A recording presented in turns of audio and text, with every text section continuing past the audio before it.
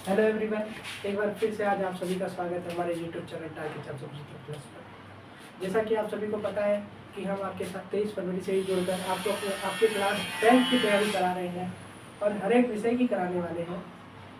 तो उसके क्रम में हम आपको केमिस्ट्री का पहला चैप्टर शुरू कर दिए हैं, जो कि आज से शुरू हो गया है, यानी आज के 10 मार्च से। और क्लास 10th के फिजिक्स का पहला चैप्टर है रिफ्लेक्शन ऑफ लाइट, यानी प्रकाश का परावर्तन, वो भी आपका 23 फरवरी से ही शुरू हो चुका है। ठीक है दोस्तों, तो हमने अभी लगभग 7 लेक्चर कर लिए हैं और होली से पहले जितने भी लेक्चर किए थे, होली के बाद 8 तारीख को हमने उस लेक्चर को क्या कर लिया था, ख़त्म कर लिया था, समाप्त कर लिया था। ठीक है दोस्तों, तो अभी हम क्या करने वाले हैं, अपने लेक्चर को आगे बढ़ाने वाले हैं जो फिजिक्स का है। ठीक है, और टाइम याद रखिएगा, केमिस्ट्री सुबह 10 बजे, फिजिक्स शाम 6 बजे। ठीक, अभी हम शुरू करने वाले हैं अपना फिजिक्स का लेक्चर। चैप्टर का नाम क्या है, reflection of light. Reflection of light यानी प्रकाश का परावर्तन।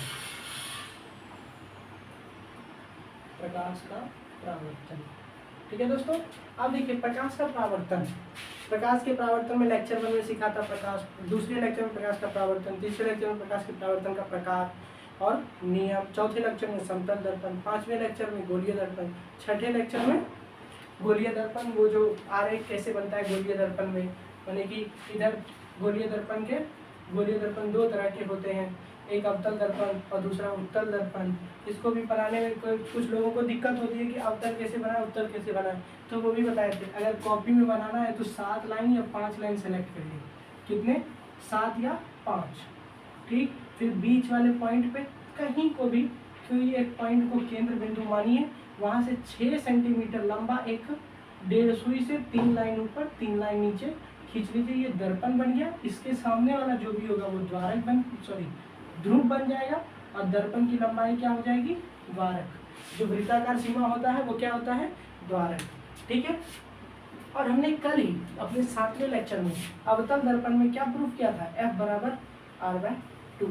और हमने कहा था कि आज के लेक्चर में हम उत्तल दर्पण में प्रूफ करने वाले हैं F बराबर R/2।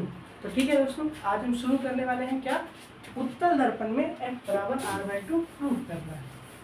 ठीक, मुश्किल से और 4 से 5 लेक्चर का ये वीडियो है, मतलब कि हम कहें तो 15 से 17 मार्च के बीच में आपका प्रकाश का परावर्तन चैप्टर खत्म हो जाएगा। चलिए शुरू करते हैं। सबसे पहले क्या करना है, कल भी बोले थे कि अवतल दर्पण में अगर F बराबर R/2 प्रूफ करना है, या फिर दर्पण में कुछ भी प्रूफ करने के लिए आ जाए, चाहे वो दर्पण सूत्र ही क्यों ना हो, उसमें हम सबसे पहले चित्र बनाएंगे। क्या बनाएंगे, चित्र बनाएंगे। तो इसमें हम चित्र बनाएंगे, तो भाई उत्तल दर्पण में तो ऐसा ही बनता है। इसका परावर्तक सतह कैसा होता है, उभरा हुआ होता है। परावर्तक सतह कैसा होता है, उभरा हुआ होता है, किसमें, उत्तल दर्पण में। और इसका जो केंद्र होता है वो दर्पण के पीछे होता है, यानी कि परावर्तक सतह की तरफ, रस्तित सतह की तरफ होता है और परावर्तक सतह के पीछे होता है। रस्तित सतह के सामने होता है और परावर्तक सतह के पीछे होता है। ठीक, अब हम क्या करेंगे, दर्पण के ध्रुव को सी से मिलाएंगे ताकि मुख्य अक्ष का निर्माण हो जाए, और इधर भी खींचेंगे। क्यों खींचेंगे, क्योंकि हमें ये पता रहे कि आपतित किरण जो आ रही है वो मुख्य अक्ष के समांतर आ रही है। कैसे आ रही है, मुख्य अक्ष के समांतर आ रही है। तो ये दर्पण का ध्रुव हो गया और ये हम फोकस मान लेते हैं। क्यों मान लेते हैं, क्योंकि मुख्य अक्ष के समांतर ये जो आपतित किरण आ रही है, ये उत्तल दर्पण से परावर्तित होने के बाद कैसी दिखाई देगी, फोकस से आती हुई प्रतीत होगी। किससे, फोकस से आते हुए। कैसे आते हुए, फोकस से आते हुए। ठीक है, अब उसके बाद उसमें भी जो किए थे इसमें भी वही करेंगे। क्या, कि B से C को मिलाया था, ये देखो, ये A आई, ये B आई। उसमें क्या किए थे, B से C को मिलाए थे। अगर इसमें भी B से C को मिलाएं, B से C को मिला दिए, पहले मिलाए, जैसा उसमें किए थे पहले उस हिसाब से चल रहे हैं। B से C को मिला दिए, लेकिन क्या B से C को इधर ही मिलाएंगे। और क्या बोला गया था कि ये क्या है, ये दर्पण का अभिलंब है जो कि आपतन कोण और परावर्तन कोण को निर्धारित कर रहा है। तो जब तक ये बीच से पार नहीं होगा तब तक आपतन कोण और परावर्तन कोण कैसे पता चलेगा कि किधर आपतन कोण बन रहा है और किधर परावर्तन कोण बन रहा है। तो हम क्या करेंगे, B और C को मिलाएंगे, जो कि किधर जाएगी, D दिशा की हो जाएगी। किधर जाएगी, D दिशा की ओर। थोड़ा सीधा बनाएंगे, किधर गई, बी दिशा की ओर गई और ये एन दिशा मान लेते हैं। अब सुनो, दर्पण में दर्पण बनाए, दर्पण का केंद्र बिंदु वक्रता केंद्र लिए, फिर उसके बाद ध्रुव लिए और फोकस लिए और एक किरण को आपतित किए, और आपतित किरण हमेशा दर्पण के बाईं ओर से आती है। तो ये बाईं ओर से किरण आई और दर्पण से परावर्तन के बाद किधर जाती हुई प्रतीत हो रही है, एन दिशा की ओर जाती हुई। फिर बी से सी को मिलाए हैं जो कि किधर जा रही है, डी दिशा की ओर। अब एक बार अवतल दर्पण को देखो याद आने के लिए। अवतल दर्पण में क्या किए थे कि अवतल दर्पण में जब किरण आपतित हो रही थी तो मुख्य अक्ष के फोकस से होकर गुजर रही थी, मुख्य अक्ष के फोकस से होकर गुजर रही थी, और यहाँ पे क्या हो रही है, फोकस से आती हुई प्रतीत हो रही है। ठीक, समझ गए? सेम वही चीज है। यहाँ से बी से सी को मिलाए थे तो पता चल गया था आपतन कोण परावर्तन कोण, यहाँ भी बी से सी को मिलाए हैं तो क्या पता चल गया है, आपतन कोण। ये आपतित किरण अभिलंब के बीच में और ये परावर्तित किरण और अभिलंब के बीच में। ठीक, परावर्तन कोण। अब कल हमने चार थ्योरम बताया था, चार थ्योरम। ठीक, कौन कौन सा थ्योरम था? पहला ये था कि जब दो समांतर रेखाओं को कोई तिर्यक रेखा काटती है तो संगत कोण क्या होता है, एक जैसा होता है। संगत कोण क्या होता है, समान होता है। दूसरा क्या बताया था कि जब दो रेखाएं एक दूसरे को प्रतिच्छेद करती है तो शीर्षाभिमुख कोण यानी आमने सामने वाले कोण क्या होते हैं, एक जैसे होते हैं। शीर्षाभिमुख कोण क्या होता है, एक जैसा होता है। शीर्षाभिमुख कोण एक जैसा होता है, मतलब उसका मान एक होता है। उसके बाद क्या बताया था कि अगर a बराबर b हो और b बराबर c हो तो a c के बराबर होगा। और एक क्या कि अगर किसी त्रिभुज में दो कोण बराबर, दो कोण आपस में बराबर है तो उसके आमने सामने वाली भुजा क्या होगी, बराबर होगी। ये चार थ्योरम हमने कल भी बताए और आज फिर से बता रहे हैं कि जब दो तिर्यक रेखा को कोई, जब दो समांतर रेखाओं को कोई तिर्यक रेखा काटती है तो संगत कोण बराबर होता है। जब दो रेखाओं एक दूसरे को प्रतिच्छेद करती है तो शीर्षाभिमुख कोण एक समान होते हैं। और a के बराबर b और b के बराबर c है तो a जो होता है वो c के बराबर होता है। ठीक, और एक त्रिभुज में यदि दो कोण आपस में बराबर है तो उसके आमने सामने वाली भुजा भी बराबर होती है। ठीक, अब देखिए पहले हम लोग को क्या करना है, अब लिखना है। क्या करना है, अब लिखना। अब लिखेंगे क्या, जो जो माने हैं। पहले तो दर्पण क्या माने हैं, m और m डैश। दर्पण क्या माने हैं, m और m डैश। माना कि दर्पण m डैश एक उत्तल दर्पण है।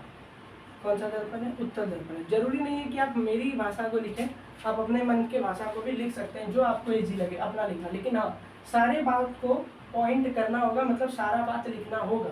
देखो अब ये m डैश एक उत्तल दर्पण है, लेकिन एक चीज और कि जिसका द्वारक बहुत छोटा है। जिसका द्वारक क्या है, बहुत छोटा है। जिसका द्वारक बहुत छोटा है। जिसका द्वारक क्या है, बहुत छोटा है। उसके बाद दर्पण का ध्रुव P है एवं C वक्रता केंद्र है। C क्या है, वक्रता केंद्र है।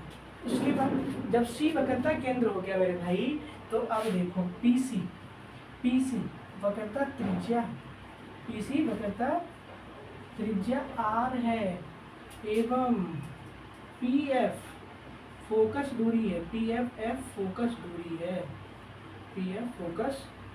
दूरी है तथा P से C को मिलाया गया है, जो मुख्य अक्ष है। क्या है, मुख्य अक्ष। ये तो दर्पण की बात हुई। किसकी बात हुई, दर्पण की। जैसे हम लोगों ने अवतल दर्पण में पहले दर्पण की चर्चा की थी कि दर्पण में ये काम कर रहा है और ये वाला ये काम कर रहा है। उसी तरह से हमने पहले उत्तल दर्पण में भी किया कि उत्तल दर्पण एक mm डैश है जिसका द्वारक बहुत छोटा है, P ध्रुव है, C वक्रता केंद्र है, R वक्रता त्रिज्या है और छोटी वाली है फोकस दूरी है। और इस चीज को इसमें भी दिखाना चाहिए। ये हो गया मेरे पास R और ये हो गया मेरे पास F। ठीक है, ये क्या हो गया, F। ठीक, अब देखो, अब हमें लिखना है कि हमने किया क्या। हमने एक आपतित किरण को लाए हैं दर्पण के बाईं ओर से। और कौन सी आपतित किरण आई, AB, जो दर्पण से परावर्तन के बाद मुख्य अक्ष के फोकस से आती हुई प्रतीत हो रही है और n दिशा की ओर जा रही है। ये तो देखो AB जब आपतित हो रही है दर्पण पर, तो दर्पण से परावर्तन के बाद वो फोकस से आती हुई प्रतीत हो रही है फोकस से आती हुई प्रतीत होकर और किधर जा रही है, एन दिशा की ओर जा रही है। उसके बाद बी से सी को मिलाया है जो कि दर्पण पर अभिलंब है और डी दिशा की ओर जा रही है। किधर जा रही है, डी दिशा की ओर जा रही है। अब इस चीज को हमको क्या करना है, लिखना। माना कि ए भी एक आपतित किरण है जो दर्पण से बी बिंदु से परावर्तित होकर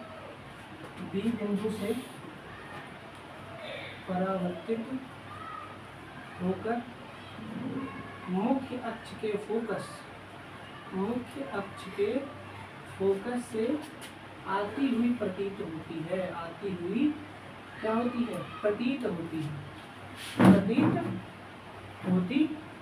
है। क्या होती है, आती हुई प्रतीत होती है तथा एन दिशा की ओर जाती है। तथा एन दिशा की ओर जाती है। किधर जाती है, एन दिशा की ओर जाती है। और क्या किए थे, बी से सी को मिलाए थे जो कि किधर जा रही है, डी दिशा की ओर जा रही है। और ये दर्पण पर क्या है, अभिलंब है। अब बस यही लिखना है, बी से सी को मिलाया है जो डी दिशा की ओर जा रही है,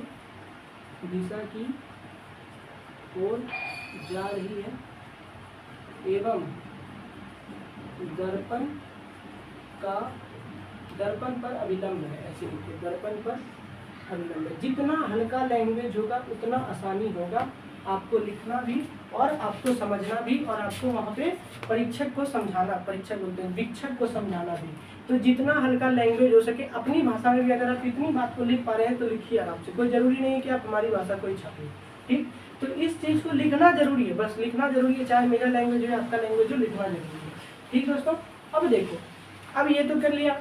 अब बस इतना सा ही डिफरेंस है अवतल दर्पण में उत्तल दर्पण में। अब यही अवतल दर्पण में करना होता तो क्या किए थे कि माना कि एम डैश एक अवतल दर्पण है जिसका दायरा बहुत छोटा है और बाकी सब तो वही लिखे थे।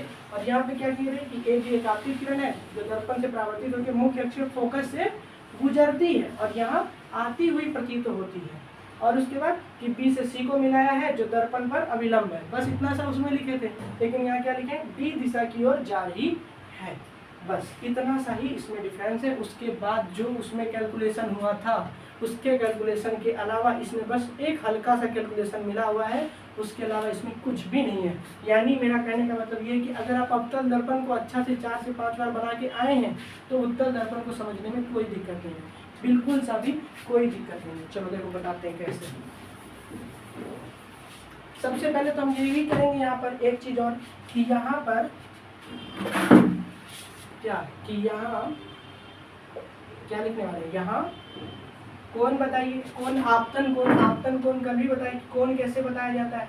ये हो गया ए, ये हो गया बी और ये हो गया डी। तो ये ए बी डी कौन सा कोण बना, आपतन कोण बना। कोण ए बी डी बराबर कोण आई, यानी आपतन कोण है, एवं देखो अब परावर्तन कोण बताओ। देखो यहाँ से अब डी बी और एन, तो डी बी और एन। देखो अब बी पर ही 2 एंगल बन रहा है, डी पर ही 2 एंगल बन रहा है, एक आई बी और एक आर बी, ठीक है। कोण आर क्या है, ये परावर्तन कोण है। ये कैसा कोण है, परावर्तन कोण है, ठीक है। ये कैसा कोण है, परावर्तन कोण, ठीक। ये कैसा कोण है, परावर्तन कोण है। अब क्या, परावर्तन के नियम से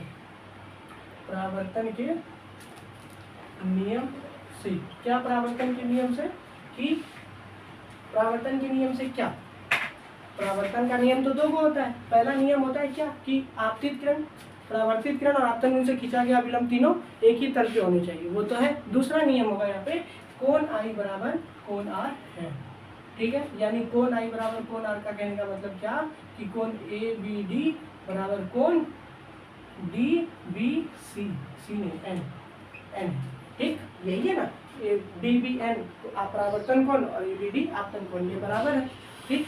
अब देखो वहां पे हम लोगों ने क्या किया था, वहां पे हम लोग ऐसे चित्र बनाए थे,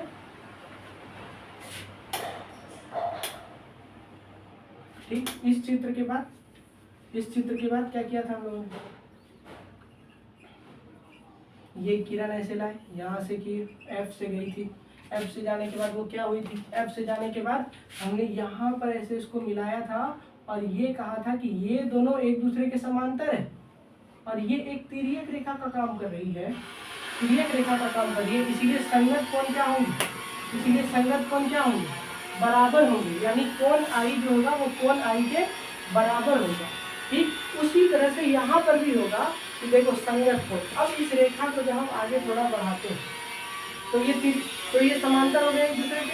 अब यहाँ पर तिर्यक रेखा कौन सी बनी, इस पे गौर करो। अब आएगा मन में कि ये वाली कहीं तिर्यक रेखा बन गई, ये वाली तो नहीं बन गई, नहीं ये वाली बनी है, ये वाली जब तिर्यक रेखा बनी तो कुछ ऐसा बना, कुछ ऐसा बना है और यहाँ पे बन रहा है कोण आई। तो अब बताओ कोण आई कहाँ बन गया, बताओ बताओ बताओ। देखो यहाँ पे बन रहा है ना कोण आई, ऐसे लेके जा रहे हैं तो यहाँ पे कोण आई बना, तो अब हमको संगत कोण पे चलना है।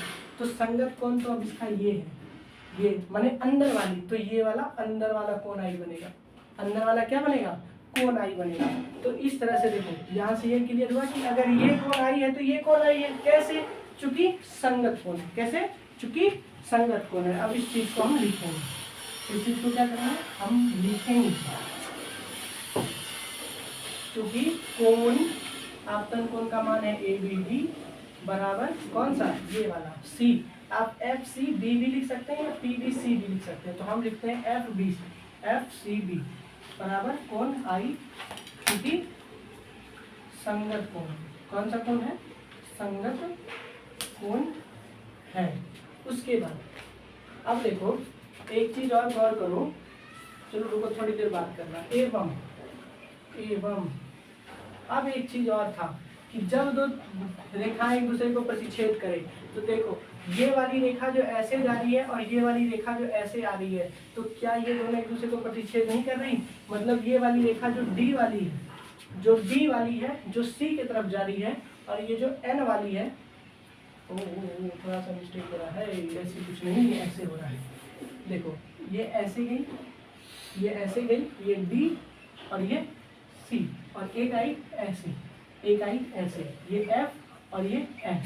अब यहाँ पर क्या बन रहा है, R बन रहा है, यहाँ पे क्या बन रहा है, R बन रहा है, तो यहाँ पे भी क्या बनेगा, R ना बनेगा। अब यहाँ पे इस पॉइंट को नाम B दिया हुआ है, तो DBN बराबर R है। तो अब देखो कौन सा कोण बन रहा है, FBC बराबर R। तो यहाँ पे FBC बराबर क्या हो जाएगा, R। तो मतलब इस कोण का मान कितना हो गया, R। तो यही लिखना है यहाँ पर, चूंकि DBN बराबर क्या हो जाएगा, FBC बराबर कोण R, चूंकि शीर्षाभिमुख कोण है, क्या है, शीर्षा, ब्लैक यूज करते हैं, शीर्षाभिमुख कोण है, ठीक है।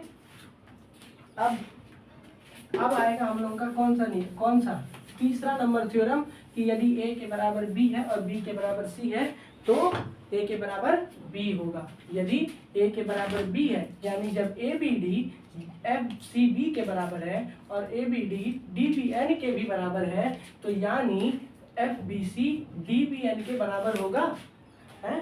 पहले देखो अतः चूंकि ABD इसके भी बराबर है और ABD DBN के बराबर भी है, तो माने कि ये दोनों भी एक दूसरे के बराबर होगा, तो लिख देते हैं FCB बराबर DBN। अब देखो यही DBN FBC के भी बराबर है, यही DBN FBC के भी बराबर है, और यही DBN FCB के भी बराबर है, यानी ये वाला इसके भी बराबर है और ये वाला इसके भी बराबर है, तो यानी अब ये दोनों एक दूसरे के बराबर होंगे कि नहीं। तो अब करने वाले हैं एवं FCB बराबर FBC, ठीक। अब देखो, अब इसको FBC, अब जब ये दोनों कोण बराबर है, जिसमें कि FCB कौन सा कोण है, देखो FCB कोण आई है और ये कोण R है। अब देखो FBC कोण R कोण आई। अब ये वाला अगर हम त्रिभुज ले लें, ये वाला ऐसे त्रिभुज ले लें, तो इस त्रिभुज में ये दो कोण आपस में बराबर। अब जब दो कोण आपस में बराबर हो जाए तो उसके आमने सामने वाली भुजा भी बराबर, तो यानी I के सामने वाली भुजा ये BF और R के सामने वाली भुजा FC दोनों आपस में बराबर होगी। इसीलिए अब यहाँ पे लिखेंगे, इसलिए जब ये दोनों कोण बराबर है, या फिर ऐसे त्रिभुज BCF में, त्रिभुज BCF में चूंकि कोण I कोण R के बराबर है, इसलिए BF बराबर क्या हो जाएगा, CF। ठीक, समझ गए? ठीक है, इस त्रिभुज में क्या हो गया, BF बराबर CF हो गया। अब अपने द्वारक को छोटा मानना है। जो अवतल दर्पण में बात हुई थी वही होगी कि जब द्वारक बहुत ज्यादा क्या हो, छोटा हो, तो बिंदु B बिंदु P के पास आ जाएगा, और जब बिंदु B बिंदु P के पास आ जाएगा तो BF और PF लगभग बराबर हो जाएगा। ठीक है, जो अवतल दर्पण में हमने पढ़ा है, और जो वास्तविकता में भी समझे थे कि जब ये किरण बहुत नजदीक आ जाएगी तो ये दर्पण से बहुत ऐसे जाएगी, तो BF और PF यानी F भी बहुत क्या हो जाएगा, करीब हो जाएगा, तो BF और PF लगभग एक जैसा हो जाता है। समझ गए? तो वही चीज है कि चूंकि दर्पण का द्वारक बहुत छोटा है, चूंकि दर्पण का द्वारक बहुत छोटा है, बहुत छोटा है, इसलिए बिंदु B बिंदु P के करीब होगा, अतः BF जो होगा वो PF के भी बराबर होगा। BF जो है वो PF के भी बराबर होगा, और BF CF के भी बराबर है। तो इसका मतलब इसलिए जो PF है वो CF के भी बराबर होगा। अतः अब देखो, अब सबसे लास्ट चीज करने वाले हैं हम, चूंकि अब हमको चाहिए क्या, सोचो, हमको चाहिए क्या, F बराबर R/2, यानी हमको F और R चाहिए, F और R चाहिए। R क्या है, PC, R क्या है, PC। अब PC को अगर हम PF और FC जोड़ दें तो नहीं खुल जाएगा, तो चूंकि PC बराबर क्या हो जाएगा, PF प्लस CF, और हम देख चुके हैं कि PF जो CF है वो PF के बराबर है, इसीलिए PF प्लस PF, और यहाँ PC बराबर क्या हो गया, 2PF। और अब देखो PC R है और 2PF F है, तो यानी F बराबर क्या आ गया, R/2, ये क्या हो गया, P। हमें यही तो प्रूफ करना था, हमें यही ना प्रूफ करना था, F बराबर R/2। अब मन में क्या आया होगा कि हम भाई CF को हम PF को जो CF को जो PF बनाए, हम PF को CF क्यों नहीं बनाए, हम PF को CF इसीलिए नहीं बनाए क्योंकि फोकस दूरी हमको चाहिए, और फोकस दूरी PF है ना कि CF। CF फोकस दूरी नहीं है, इसीलिए हमने CF को PF में बदला है, ना कि CF को PF में। ठीक, उसके अलावा इसमें सिर्फ और सिर्फ अवतल दर्पण के जितना ही प्रॉब्लम है जितना उसमें थी, उसमें भी 4 थ्योरम याद रखना था, इसमें भी 4 थ्योरम याद रखना है, बाकी इसको अपने मन से लिखना है। और ये बातें जो सारा दर्पण में लिखा हुआ है तो ये सारा अपने मन से, और ये रहा इसका कैलकुलेशन, ये रहा इसका कैलकुलेशन जो बहुत इजी है, बस थोड़ी सी बातें याद रखना पड़ेगा, बस उसके बाद बहुत आसान है। क्या कि पहले तो परावर्तन के नियम से, दूसरा क्या कि चूंकि संगत कोण है, फिर तीसरा क्या शीर्षाभिमुख कोण है, और उसके बाद A बराबर B B बराबर C है तो A बराबर C भी होगा। बस इतना सा, इसके अलावा हल्का सा कुछ भी नहीं करना है। ठीक, अब सिर्फ हम एक चित्र ढंग से बना देते हैं ताकि आप लोग आसानी से इस चीज को अपने फेयर में भी कर सकें।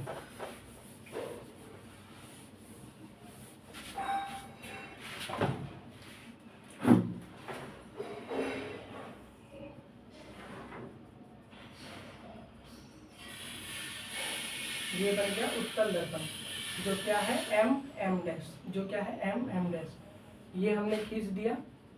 इसके लिए मुख्य अक्ष ये हो गया P, ये हो गया C, और ये हो गया F, ये हो गया F। अब क्या करेंगे, एक आपतित किरण को लाएंगे जो AB है, जो दर्पण से B बिंदु पर टकरा रही है, और फोकस से होकर क्या होगी, फोकस से होकर आती हुई प्रतीत होगी, जो N दिशा की ओर जा रही है। फिर क्या कि B से C को मिला देते हैं, जो आपतन बिंदु पर अभिलंब होगा, और ये D दिशा की ओर जा रही है। किधर जा रही है, D दिशा की ओर जा रही है, और आपतन बिंदु से खींचा गया अभिलंब और आपतित किरण के बीच को आपतन कोण कहते हैं, और परावर्तित किरण और अभिलंब के बीच के कोण को क्या कहते हैं, परावर्तन कोण कहते हैं। संगत कोण से ये दोनों कोण बराबर हो जाएंगे, और शीर्षाभिमुख कोण से ये दोनों कोण बराबर हो जाएंगे। बस इतना सा ये इसका चित्र है, और ये इसका पूरा का पूरा प्रूफ है कि उत्तल दर्पण में F बराबर r/2 कैसे प्रूफ होता है। अब देखिए हम लोगों ने दो थ्योरम बहुत बड़ा बड़ा सॉल्व कर लिया कि अवतल दर्पण में F बराबर r/2 और उत्तल दर्पण में F बराबर r/2।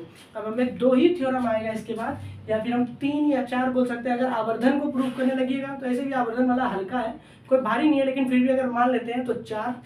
तो पहला होगा उत्तल दर्पण में दर्पण सूत्र, अवतल दर्पण में उत्तल सूत्र, और फिर अवतल दर्पण में आवर्धन और उत्तल दर्पण में आवर्धन। उसके बाद किरण आरेख, अवतल दर्पण में प्रतिबिंब, उत्तल दर्पण में प्रतिबिंब, बस। और अवतल दर्पण के उपयोग, उत्तल दर्पण के उपयोग, बस अब 9 चीज बचा हुआ है। पूरे चैप्टर में कितना चीज बचा हुआ है? सिर्फ और सिर्फ 9 चीज। तो मैक्सिमम 15 से 17 तारीख तक हम इस चैप्टर को खत्म करने की पूरी कोशिश करेंगे। और एक बार देख लीजिए कि कुछ नहीं किए इसमें, सिर्फ और सिर्फ चित्र का खेल है। एक बार चित्र बन गया तो सारा का सारा सिस्टम समझ में आ जाएगा। बस एक चीज, बहुत चीज याद रखने वाली है कि दर्पण का द्वारक कैसा लेना है? छोटा लेना है, जिससे कि बिंदु भी बिंदु P के करीब आ जाएगा, जिससे कि BF जो होगा वो PF के बराबर हो जाएगा। ठीक है दोस्तों, और अगर वीडियो अच्छा लग रहा है तो आप सब्सक्राइब कर सकते हैं और हमारे साथ जुड़कर हमारा साथ दे सकते हैं। तो चलिए बस आज के लिए बस इतना ही रहने देते हैं। अब कल के वीडियो में हम फिर से 10 बजे मिलने वाले हैं केमिस्ट्री को लेकर, रासायनिक अभिक्रिया एवं समीकरण, जिसमें रासायनिक अभिक्रिया को बहुत अच्छे से सीख लिया और अभी उत्तल दर्पण में F बराबर r/2 बहुत अच्छे से प्रूफ कर लिया। तो ठीक है, आज के लिए बस इतना ही, अब कल मिलते हैं।